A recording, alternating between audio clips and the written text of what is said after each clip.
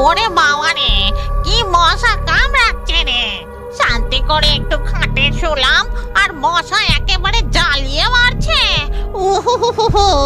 এই জোরে মশাটা কামড়ালো রে বাবা। ধুর, ভালো লাগে না। কানের কাছে এক ঝাঁক মশা প্যান প্যান করেই চলেছে। এই মশার হাত থেকে রেহাই পেলে বাঁচি। হুস, হুস, আমার কানের কাছ থেকে সরে যা বলছি। কি দিন এলো রে বাবা! মশা কামড়ে ভূতেদের একেবারে নাজেহাল করে দিচ্ছে।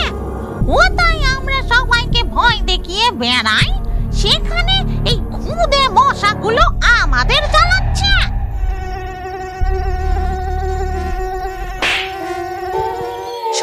ওই তো ওখানে একটা মশারি পড়ে আছে দেখছি। দেখি তো, নিয়ে এসে আমার খাটের সাথে টাঙিয়ে দিই। আমি এবার টুক করে মশারির মধ্যে ঢুকে পড়ি। মশাগুলো আর আমাকে কামড়াতে পারবে না। দেখ দেখ, ডাইনি কি বুদ্ধি! ওর খাটে মদার ফেলে যাওয়া মশারি টাঙিয়েছে। হ্যাঁ, তাই তো দেখছি। মশারি টাঙিয়ে ডাইনি পার পেয়ে গেল, কিন্তু আমরা এই মশার হাত থেকে কিভাবে যে বাঁচি! উফ! এ কি বদমাস মশাগুলো মশারির মধ্যে ঢুকে পড়লো! এই মশার জ্বালায় আমি যাই কোথায়? ওরে বাবা রে বাবা, গেলুম গেলুম গেলুম রে! এই যে ইনজেকশন দেওয়ার মতন করে হুল ফোটালো। কে হলো রে মামদ? তুই এইভাবে দৌড়ি শুরু করলি কেন? এমন সময় ঘটে এক অদ্ভুত ঘটনা। ম্যালেরিয়া ও ডেঙ্গু মশার কামড়ে ডাইনি ও মামদভূতের রূপ বদলে তারা হয়ে যায় ম্যালেরিয়া ডাইনি মশা ও ডেঙ্গু মামদভূত। এ কি? এ আমার কি অবস্থা হলো? আমি যে এক আস্ত মশায় পরিণত হয়েছি। নাকটা লম্বা হুল হয়ে গেছে, আর বাকি অংশটা মশার মতো। মশার কামড়ে আমিও যে মশা হয়ে গেছি, কিন্তু হঠাৎ আমার এত জোরে পিপাসা কেন পাচ্ছে? আমি পান করতে চাই, আমি পান করতে চাই।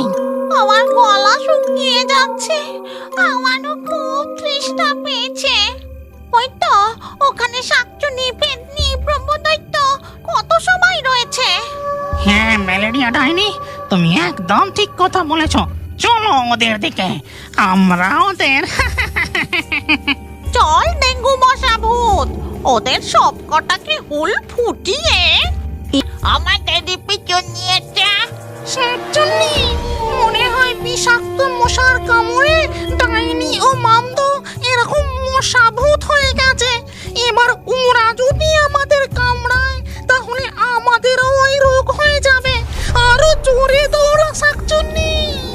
রক্ষা করুন ব্রহ্মদৈত্য মশাই, এদের হাত থেকে রক্ষা করুন আমাদের।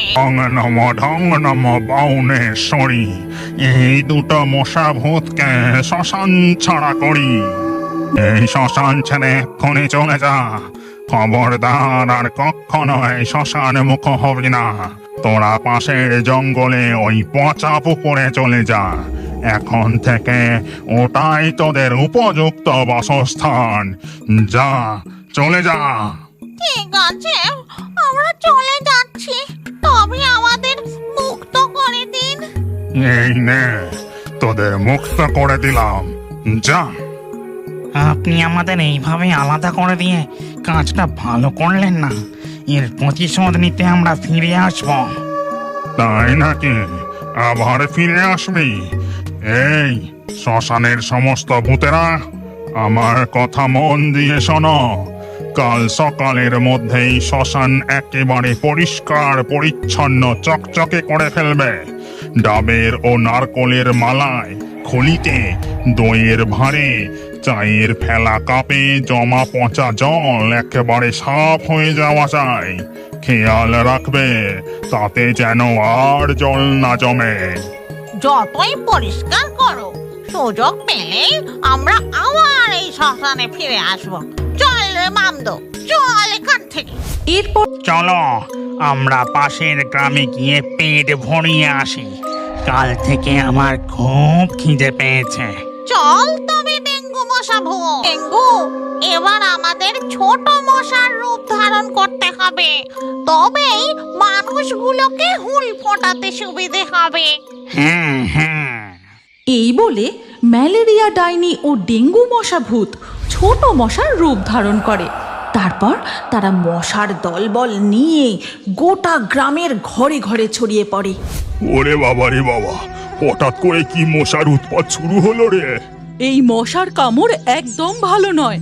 মশা কামড়ালে নানান রোগ হয়। তুমি দেরি করো না গো, এক্ষুনি বাজার থেকে মশারি কিনে নিয়ে এসো।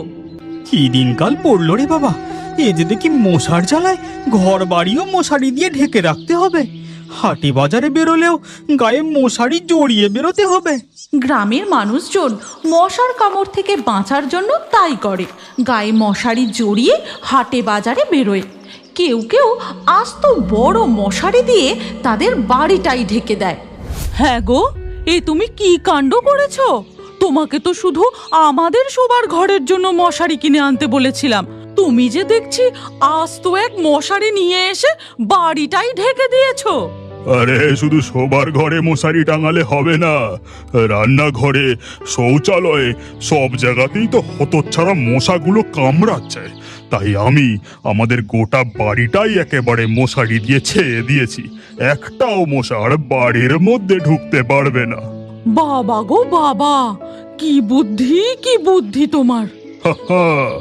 সব সময় কি বউরাই তার বড়েদের বুদ্ধি দেবে নাকি? বড়েদের কি বুদ্ধি নেই? চল ডেঙ্গু, এবার আমরা আমাদের পচা পুকুরে ফিরে যাই। হ্যাঁ, ফিরে চলো। এবার আমাদের অন্য গ্রামের খোঁজ করতে হবে। নে, তুমি শান্তিতে দুধ দাও। কপিলাকে এখন আর একটাও মশা কামড়াতে পারবে না। হ্যাঁ, তুমি ঠিক বলেছ। মশারির মধ্যে একটাও মশা ঢুকতে পারেনি। কপিলা একদম শান্ত হয়ে দাঁড়িয়ে আছে। কেমন জব্দ করেছি! খুব গরুগুলোকে হুল ফোটাতিস। অবলা জীব মুখে কিছু বলতে পারে না বলে খুব জ্বালিয়েছিস। মশাগুলো ব্যর্থ হয়ে কেশবদের গোয়াল থেকে উড়ে যায়।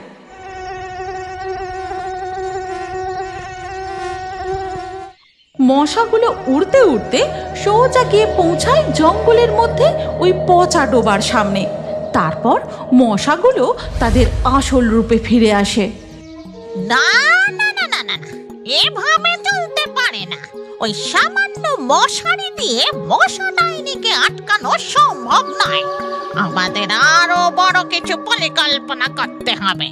মশার রানী ম্যালেরিয়া ডাইনি, আপনি একদম ঠিক কথা বলেছেন। আমাদের আরো বড় পরিকল্পনা করতে হবে। আমার কথা মন দিয়ে শোন।